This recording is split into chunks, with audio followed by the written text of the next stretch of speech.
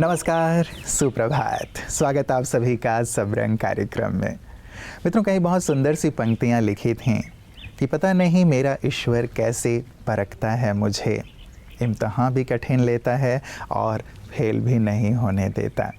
सचमुच यदि ईश्वर का साथ है, हमारा संपूर्ण विश्वास उनके ऊपर है, तो इम्तहान, जीवन के इम्तहान चाहे कितने भी कठिन हों, लेकिन हम नापास नहीं होते, फेल नहीं होते। यदि ईश्वर की छत्र छाया में हैं, उन पर हमारा संपूर्ण विश्वास है, श्रद्धा है, साथ है, तो निश्चित रूप से हर परिस्थितियों को पार करना बहुत सहज और सरल हो जाता है। तो मित्रों, हमेशा ही उनकी छत्र छाया में रहें, उनकी दुआओं में पलें, उनकी ओर ही देखते हुए हर इम्तहान में आप पास विद ऑनर होते चलें, यही हमारी मंगल कामना रहती है। और इन्हीं मंगल कामनाओं के साथ आइए चलते हैं आज के सुंदर सुवाक्य की ओर। जो व्यक्ति पवित्र और साहसी है, वह कुछ भी कर सकता है। जीवन में सफलता प्राप्त करने के लिए योग्यता और प्रतिभा दोनों की जरूरत होती है, लेकिन योग्यता भी वही विस्तार करती है जहां दिव्य गुणों का सृजन हो। कहने का अर्थ यह है कि जो मनुष्य पवित्र है, सच्चाई की मार्ग पर चल साहस को अपना साथी बनाता है, वो कुछ भी कर सकता है। जब हमारे दिल में किसी के लिए कोई भी नकारात्मक सोच नहीं रहती है और सिर्फ सद्भावना और कल्याण की सोच समाई हुई रहती है, तो हम पवित्रता का सृजन करते हैं और इस भावना को और भी अनुप्राणित करता है ईश्वर से हमारा निरंतर योग। जब मनुष्य इन पद्धतियों को अपनाता है, तो कोई भी परिस्थिति का सामना वो साहस से कर पाता है, जो उसे सफलता प्राप्त कराती है। मित्रों, हमारे बड़े बुजुर्ग हमें हमेशा ही सुंदर शिक्षाओं से सजाते हैं और वो शिक्षाएं उनके जीवन के अनुभवों से प्रेरित होती हैं। मेरे दादाजी भी एक बात कहा करते थे कि यदि किसी के जीवन में खुशी के पल हैं और वो तुम्हें उस खुशी में शरीक होने के लिए आमंत्रित करता है, तो भले ही तुम उसके पास जाओ या ना जाओ। लेकिन यदि किसी के जीवन में विपत्ति है, गम है, और वो तुम्हें बुलाता है या नहीं बुलाता है, तो भी तुम उसके पास ज़रूर जाओ, उसका हाल चाल पूछो।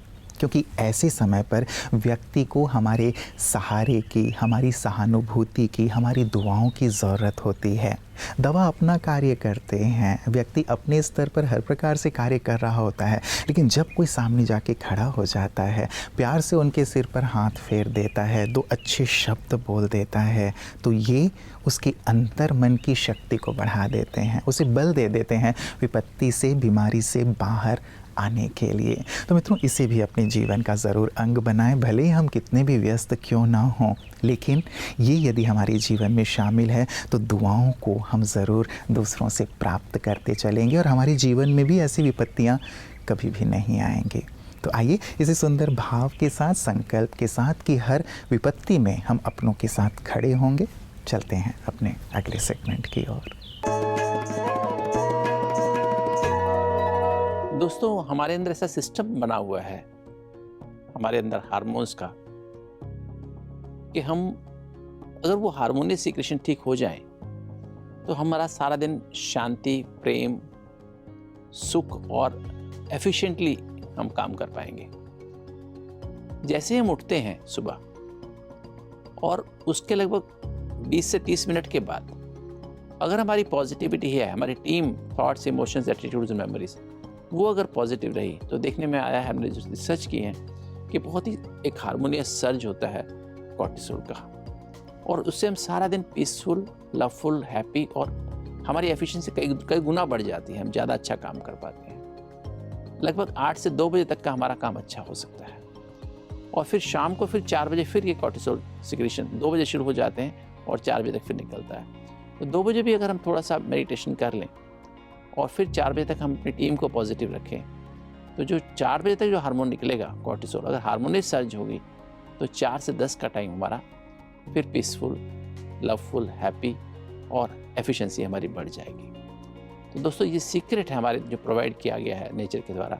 इसलिए आप 8 बजे तक कोई भी नेगेटिव विचार, नेगेटिव भावना, जैसे टेलीविज़न, अखबार, मोबाइल, इनसे बचें। पॉजिटिव टीम, कुछ अच्छा चिंतन करें। जैसे हमारे यहाँ ब्रह्मा कुमारी में हम सुबह सुबह अमृत वेला मेडिटेशन करके आनंद से दिन शुरू करते हैं, और फिर हम मुरली, परमात्मा के जब बाबा की मुरली सुनते हैं जो कि 100% पॉजिटिव टीम है, तो उससे हम देखते हैं हमारी एफिशिएंसी कई गुना बढ़ जाती है। जितना सुबह फ्रेश होते हैं उतना ही और रात को 9-10 बजे भी फ्रेश होते हैं। तो दोस्तों, अपनी एफिशिएंसी बढ़ाने के लिए याद रखें, सुबह 8 बजे तक आप साइलेंस, टीम को पॉजिटिव रखें, ज़्यादा साइलेंस में रहें, और फिर 2 से 4 का समय भी आप जितना हो सके रिलैक्स रहें और टीम पॉजिटिव करने के लिए मुरली का अध्ययन कर लें। तो देखेंगे आपका 4 से 10 का टाइम भी अच्छा बीत जाएगा। और फिर सोने के समय अपने दिन को एक लेटर लिख करके आप सुबह से रात तक जो कुछ भी हुआ वो वेंटिलेट आउट कर दें। एक लेटर लिख दें परमात्मा के नाम, सुबह से लेकर रात तक आपके परिवार में, आपके प्रोफेशन में, आपके शरीर में, आपके मन में जो भी कुछ नेगेटिव हुआ वो लिख कर साइन करके उसको 000 पे फैक्स कर दें। मैं आत्मा 0, मेरा बाप 0, और 7 दिन में जो बीत गया मल्टीप्लाइड बाय 0। और फिर आपकी नींद की क्वालिटी बहुत अच्छी होगी और सुबह जब आप 4 बजे उठेंगे तो आपका तुरंत मेडिटेशन शुरू हो जाएगा और आनंद की स्थिति का अनुभव कर सकेंगे, जिससे आपके सारे हार्मोन्स बैलेंस में निकलेंगे। ओम शांति। मित्रों, क्या आपके शहर में कोई भी ऐसी दुकान है, शॉपिंग मॉल है, बिग बाज़ार है, जहां से आप शांति खरीद सकते हो, खुशी खरीद सकते हो, शक्ति खरीद सकते हो, मन की स्थिरता खरीद सकते हो, आनंद खरीद सकते हो? नहीं है ना? आपको ढूंढने से भी नहीं मिलेंगी, क्योंकि ये चीज़ें बाहरी जगत में प्राप्त नहीं होती, ना ही धन से प्राप्त होती, ना ही वैभव से प्राप्त होती, और ना ही हर प्रकार की जो भी चीज़ें आपके बाहर दिखाई देती हैं उनसे प्राप्त होती। ये तो योग से ही प्राप्त हो सकती हैं, क्योंकि योग हमें अंतर जगत की ओर ले जाता है। योग हमें शांति के, सुख के, आनंद के सागर परमात्मा से जोड़ देता है, और यही हमारी आवश्यकता है, हमारी आत्मा की चाहना है, प्यास है। और जब तक ये प्राप्त नहीं होती तब तक हम बेचैन रहते हैं। कितनी भी चीज़ें संसार की हम इकट्ठी कर लें, लेकिन मन अशांत ही रहता है। तो क्यों ना मित्रों, हम योग के माध्यम से इस सच्ची संपदा का भी अनुभव करें और इन्हें भी संग्रहित करते चलें, ताकि हम भी आनंदित रहें और औरों को भी आनंद प्रदान कर सकें। और यही कारण है कि योग एक जीवन दर्शन में हम आपको सतत योग की गहराई में लिए चल रहे हैं। ओम शांति। हमारे भारत देश की गरिमा तो सारे विश्व भर में है ही।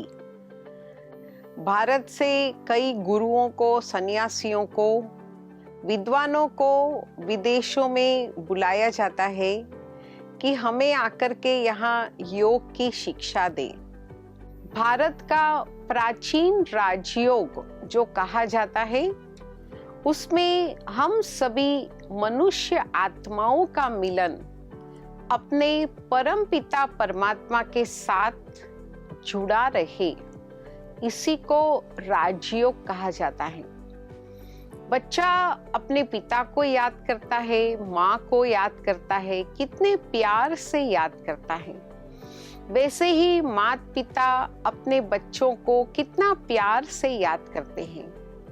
भाई बहने, इसी तरह हम अपने को आत्मा समझ के अपने परम प्रिय परम पिता परमात्मा की याद में जब रहते हैं, यही राजयोग है। परम पिता परमात्मा से सभी गुणों का, सभी शक्तियों का हम आनंद लेते हैं। मन की एकाग्रता, बुद्धि की स्थिरता, संस्कारों में परिवर्तन, जीवन शैली, पर्सनालिटी में बहुत ही परिवर्तन आता है।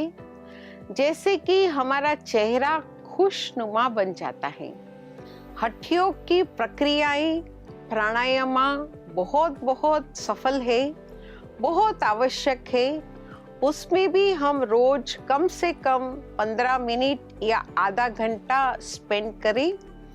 साथ में 10-15 मिनट हम नित्य राजयोग का अभ्यास करने से हमारा जीवन निखर आता है। जब हमें मन की शांति का अनुभव होता है तो हमारा दिल करता है कि हमारे भाई बहनों को भी हम इसी राह पर ले चले, क्योंकि आज शांति की खोज में तो सारा ही संसार है।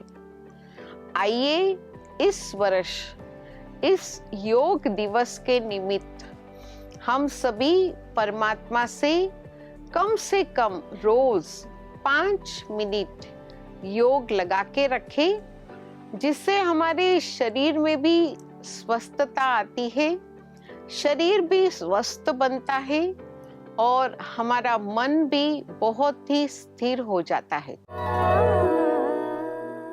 मित्रों, कहते हैं गिरने से कभी डरो मत, क्योंकि उड़ते वही हैं जो गिरने के डर पर विजय प्राप्त कर लेते हैं। यदि हम आगे ही नहीं बढ़ेंगे, कुछ प्रयास ही नहीं करेंगे, हिम्मत का कदम ही नहीं बढ़ाएंगे, तो सफलता के शिखर की ओर कैसे बढ़ेंगे। कई बार हम अपनी यात्रा की शुरुआत करते हैं तो लड़खड़ाते अवश्य हैं, लेकिन लड़खड़ाते हुए भी अनुभवी बनते चलते हैं, ताकि हम लड़खड़ाहट पर विजय प्राप्त करके सफलता की ओर बढ़ पाएं। तो इसीलिए कभी भी हम असफल होने के डर को मन में न बैठने दें, लेकिन सार्थक प्रयास सतत करते रहें, तो निश्चित रूप से उड़ान भरते हुए आप सफल होंगे, विजयी बनेंगे। और ऐसी ही सुंदर बातें, सुंदर शिक्षाएं, सुंदर मोटिवेशन प्रदान करती हैं ब्रह्मा कुमारी बहनें, और उनकी इन्हीं सुंदर सेवाओं को हम देखते हैं पीस न्यूज़ हाइलाइट्स में।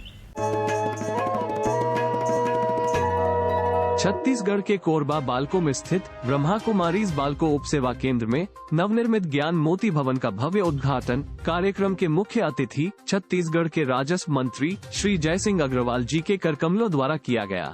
पुष्पगुच्छ देकर अतिथियों का स्वागत किया गया। हॉल के उद्घाटन पर श्री जयसिंह अग्रवाल जी ने अपने भाव प्रकट किए। प्रजापिता ब्रह्म कुमारी के आश्रम से अच्छा स्थान कोरबा क्षेत्र की जनता को नहीं मिल सकता, जो हम लोग जाते हैं और मेडिटेशन करते हैं, बैठते हैं और पूरा तनाव को भूल जाते हैं। कार्यक्रम में महेश भवनानी, डॉक्टर केसी देवनाथ, सेवा केंद्र संचालिका बीके रुक्मणी दीदी एवं बीके विद्या बहन मंचासीन रहे। बीके विद्या बहन ने उपस्थित सभी अतिथियों का आभार व्यक्त किया। दीप प्रज्वलन द्वारा कार्यक्रम की शुरुआत की गई। इस अवसर पर मुख्य रूप से इंदु शर्मा, रश्मि शर्मा एवं वीणा भवनानी उपस्थित थे। इस मौके पर बीके रुक्मणी दीदी ने उपस्थित अतिथियों को धन्यवाद करते हुए अपनी शुभ भावनाएं दी। बीके राजू भाई ने अपने मधुर गीतों से सभी का मन मोह लिया।